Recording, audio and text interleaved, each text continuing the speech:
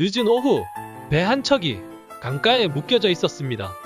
신살 선장과 요리와 서빙을 도맡아 하는 22살 여자가 있었습니다.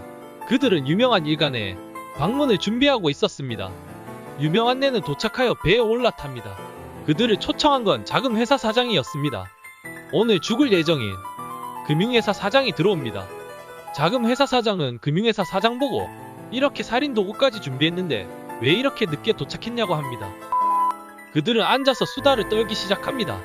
작은 회사 사장은 금융회사 사장에게 낚싯대를 주면서 이거로 뒤져보라고 합니다. 낚싯대를 주면서 같이 밤낚시를 하자고 합니다. 그렇게 유명한 네는 아름다운 야경을 구경하고 사장들은 밤낚시를 즐기고 있는 평화로운 시간도 잠시 여자의 함성 소리가 들립니다.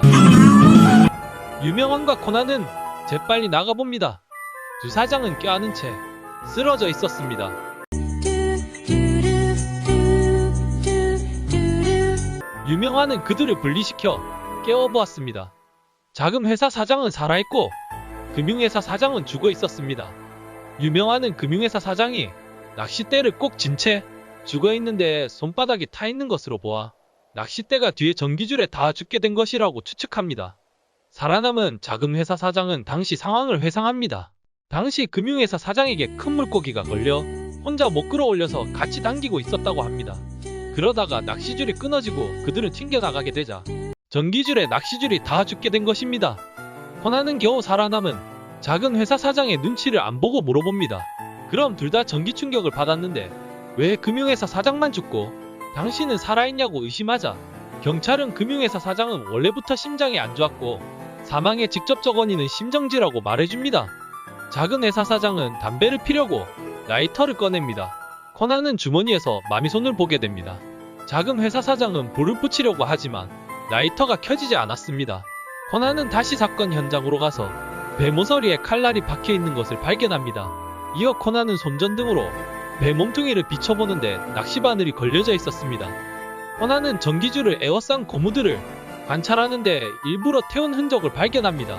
코난은 유명한의 모가지에 마취총을 쏴버리고 추리를 시작합니다. 코난은 끊어진 낚시줄을 보면 당기다가 끊어진 게 아니라 칼날에 의해 끊어진 것이라는 것을 알 수 있다고 합니다. 이에 선장도 동의했습니다. 코난은 경찰과 여자더러 배 몸뚱이에 박혀있는 칼날과 낚시바늘을 보라고 합니다. 이건 작은 회사 사장이 금융회사 사장을 죽이기 위해 설치한 함정이라고 합니다. 금융회사 사장의 낚시줄은 배에 박혀있는 낚시대에 걸려 큰 물고기가 걸린 것 같은 착각을 불러일으켜 힘껏 끌어올리려다가 배에 박힌 칼날에 의해 낚시줄이 베어 끊어지게 됩니다. 작은 회사 사장은 증거 있냐고 합니다. 코난은 바지 주머니 속 마미손은 뭐냐고 합니다. 작은 회사 사장은 여전히 자기는 낚시할 때 마미손 착용하고 하는데 안 되냐고 더 확실한 증거를 원합니다. 코난은 작은 회사 사장의 라이터가 안 되는 이유는 전기줄을 태우려다가 용해된 플라스틱 고무가 녹아내려 라이터 입구를 막았기 때문에 증거가 될 수 있을 거라고 합니다.